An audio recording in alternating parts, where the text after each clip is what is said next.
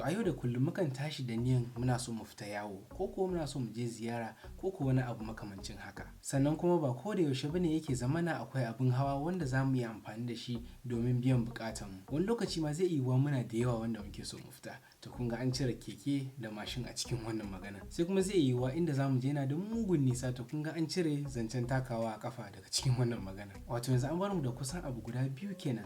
Keke napep wato a daidaita sahu inji 'yan Kano, ko kuwa mota. Kuma mun san da cewa ba koyaushe ne akwai mota ko a daidaita sahu ko napep ɗin ba available. To last dai za a iya cewa za a kusan fasa fita yawon nan gaba ɗaya. Amma bai kamata a ce an fasa fita yawon nan mutum da har an yi niyya. Wataƙila in 'yan mata ne za su iya kiran samarin su zo su dauke su fita da su. To amma ina kuma ga gayu ne wanda wataƙila babu wasu gayu masu mota da za su iya taimakawa su zo su dauke su. To ya za a yi? To a daidai wannan gaban ne zan mana introducing wannan application ɗin wato mai suna Bolt. Na san da yawan mun san wannan application din, wasu kuma ba dole sun san da wannan application din ba. To a takaice dai Bolt application ne wanda zaka iya amfani da shi domin ka kira mota ya zo ya kai ka duk inda kai niyan ka je. Wataƙila barin gari ma kuke so ku yi, za ku iya zaɓa akan application din ku nuna inda kuke so ku je, mota ya zo ya ɗauke ku har inda kuke kuma ya kai ku koma ina ne kuke so ku je. To na san da yawan mu za su yi tunani, amma in mota zai zo ya ɗauke ni har gida ya kai ni duk inda nake so in je, ai abin nan zai tsada. To kamar yadda yan broken English suka ce, let me shock you. A yanzu yanda muke wato a yanzu lokacin da nake recording wannan video din,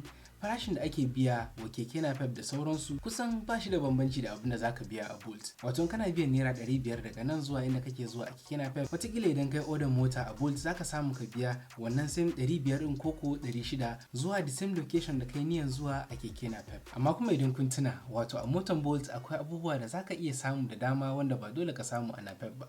Na farko dai akwai security. Kana cikin mota ne, kofofi a rufe, wataƙila ma an ɗaga window, wanda zai kai mu zuwa na biyu wato AC. Idan mota akwai AC zaka sha AC. Sannan kuma na uku shine idan motan Bolt ya ɗauke ku ba zai tsaya ɗaukan kowa ba sai ya kai ka inda kai niyan zuwa. Ba kamar napep ba wanda duk inda aka samu mai zuwa hanyanka za a ɗauke shi. Sannan kuma na hudu shine mota ka shiga ba napep ba. Babu yadda za ka haɗa gudun mota da na napep ko kuwa saurin mota da na napep. So jama'a barkanku da warhaka, sunana Haris Kari daga Ilimi Tushen Arziki, wato channel ɗin da yake zuwa muku da duk wani abu na ci gaba ko kuwa wani abu na ilimi da ya kamata a ce mun sani ko kuwa wanda zai taimake mu a cikin rayuwarmu. Kamar yadda muka sani kullum ci gaba ake yi, to mu ma ya kamata mu ci gaba. To idan kuna tunanin za ku amfana da abubuwan da muke sharing da ku a wannan channel ɗin, so gaggauta ku danna wannan subscribe button ɗin saboda duk ranar da muka sake video za ku gani, insha Allah kuma za ku amfana da abin da za mu sake. To domin ƙarin bayani mu ƙarasa ciki. To yanzu tunda na fara zuba mana wannan shimfiɗi, bari nuna muku yadda za ku iya ku yi registering akan wannan application na Bolt ɗin don kuma ku fara amfani da shi a yau. Yanzu dai kafin mu fara nuna muku, idan kuna so ku yi downloading wannan application ɗin, ku danna link na farko a cikin description wannan video ɗin, zai kai ku direct ɗin za ku iya samu ku yi downloading wannan application ɗin. Idan ma kuna kan app store ɗinku ne na iPhone ko ko na Android wato Play Store, za ku iya shiga ku yi typing Bolt wato BOLT, ku samu ku downloading wannan application din sai mu ci gaba. Amma duk dan dauke muku wannan wahalan, kawai ku danna link na farko a cikin description video nan ku samu ku downloading shi sharp. Yawa, to yanzu zan dauka a kun yi downloading application din. Bari mu shiga cikin yanzu in nuna muku yadda za ku iya ku register akan application din. Kuma dalilin da yasa zan nuna muku wannan yadda za a register shine nakan samu tambayoyi daga wurin mutane da mugun yawa akan me yasa ake tambaya na wannan abun a wurin registration, ko kuma me yasa dole sai na saka wannan abun a wajen registration. To a wannan video ina so muku bayani ne akan dukkanin abin da suke bukata a wurin registration da kuma me yasa ake bukatan shi daga wajen ku, sai in nuna muku yanda ya kamata ku saka, ko kuma in ba dole bane sakawan kun ga ya zama ba dole ne ku saka ba. Zan nuna muku duka wani abubuwan yanda za ku samu gama registration lafiya. So na farko dai in ka shiga application zai tambaye ku permission, saboda akwai abubuwan da ya kamata sai ya tambaye ku permission, sai kun bashi wannan permission kun ce allow kafin ya iya amfani da su. Wataƙila su location ɗinku, saboda wannan application yana buƙatar location don ya san a wani gari kake ko a daidai ina kake, yanda idan kana buƙatar driver a inda kake nan zai turo maka shi direct ba tare da sai ka yi typing inda kake ba. To in kun gama duka wannan zai kawo ku nan inda zai tambaye ku saka number wayan ku. So ni ina da account already, amma saboda wannan video ina so nuna muku sabon registration, so zan saka ɗayan number na wanda ban yi register akan Bolt da shi ba domin samu nuna muku yadda za ku iya kuma ku register akan abu. To anan tunda kun ga kun yi allowing ya san location da kuke, to ba dole sai ka yi picking in country code ɗinka ba dole sai mun saka +234 ko kuma ka je ka duba wa Nigeria ba, tunda ya riga da ya san a Nigeria muke. To ma ba a Nigeria kuke ba, wataƙila kuna Cameroon ne ko Niger ko kuma wani ƙasa ta nan, duk zai ɗauki location ɗinku ya sa muku country code ɗinku a wurin. To abinda kawai za ku yi shine ku saka number ku. to kuma za ku saka number ba dole sai kun saka 0 na farko ba. Kun ga number ku 080 ne, kawai za ku iya saka 80 ku saka number ku. To bari in typing number na a cikin nan sai mu ci gaba. So in ku gama typing sai ku danna continue. Zai duba ya gani idan number ku yana cikin system ɗinsu wanda already ka yi register da number, kawai zai shiga da kai direct cikin application ne. To kun ga kenan ba ku buƙatan wani registration, kun ga kenan saura kawai ku je ku fara booking din ride ko kuma ku fara kiran mota ya zo ya kai ku inda kuke so ku je. To da zaran kun saka number kun danna continue, za su tura muku wasu number guda 4 zuwa number da kuka yi register da shi. To sai ku duba text message ɗinku ku ɗauko number nan guda 4 ku saka a cikin wayannan box guda 4 da kuka gani a nan din. To kuna gama typing din wayannan numbobin, zai shigo da ku nan page, zai tambaye ku da me kuke so ku register akan wannan application din. Wato kuna so ku saka email ɗinku ne direct ku register da shi akan wannan application din. Idan kuma iPhone kuke amfani da shi kamar yadda nake amfani da shi a yanzu, za ku ga yana continue with Apple. Wato zan iya register da Apple ID na ko kuma da Apple account ina already wanda yake kan wayan. Sai kuma akwai continue with Google, wato zan iya dauko Google account ina, kun ga ba dole sai na ƙara typing sunana da komai ba. Ina dannawa zai dauko komai na Google ya tambaye ni na yadda zan bada access a shiga. In na bada access shikenan zai bude mu account. Ko kuma in Facebook ma kuke so ku yi amfani da shi, za ku iya danna continue with Facebook.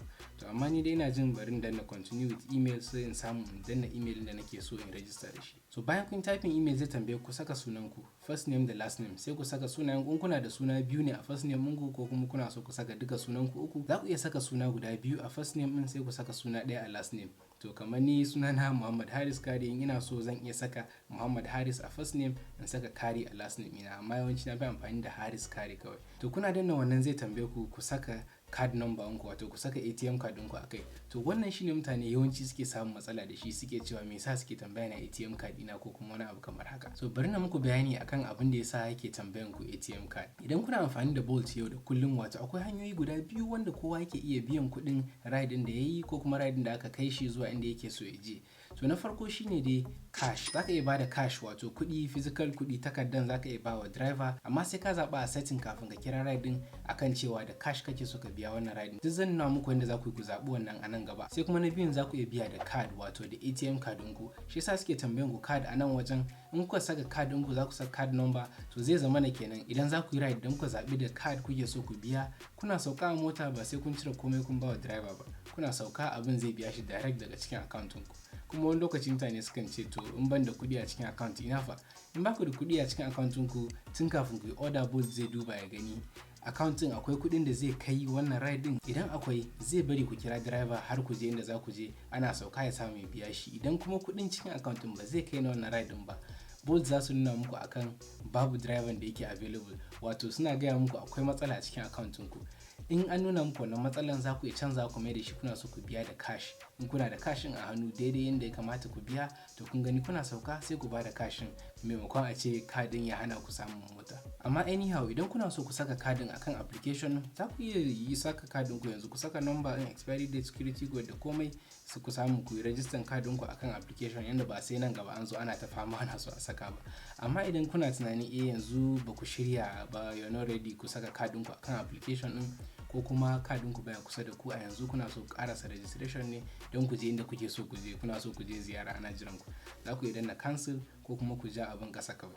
To zai fito da ku a wannan pejin, wato wannan pejin shine yake nuna muku inda kuke da kuma map ɗin garin gaba ɗaya, inda kuke, map ɗin kusa da ku da ma nesa da ku. Duk anan zai nuna muku motocin da suke kusa da ku, ko kuma irin in akwai mota available a kusa wanda zai iya zuwa ya ɗauke ku ya kai ku inda kuke so ku je. To yanzu dai bayan kun gama register, abin da ya rage shine yadda za ku yi order mota ya zo ya same ku a inda kuke. Domin ƙarin bayani akan wannan, ku danna akan wannan video. A wannan video na samu na bayani akan wannan dalla-dalla yadda za ku yi order mota, inda za ku je, inda kuke so a zuwa ɗauke ku da komai da komai. Ku danna akan video nan, insha Allah kamar yadda kuka fahimci wannan registration din, haka ma za ku fahimci yadda ake samu a order mota har ya kai ku inda kuke so ku je. Mun gode sosai da kallon wannan video naku, sai mu haɗa a wannan video.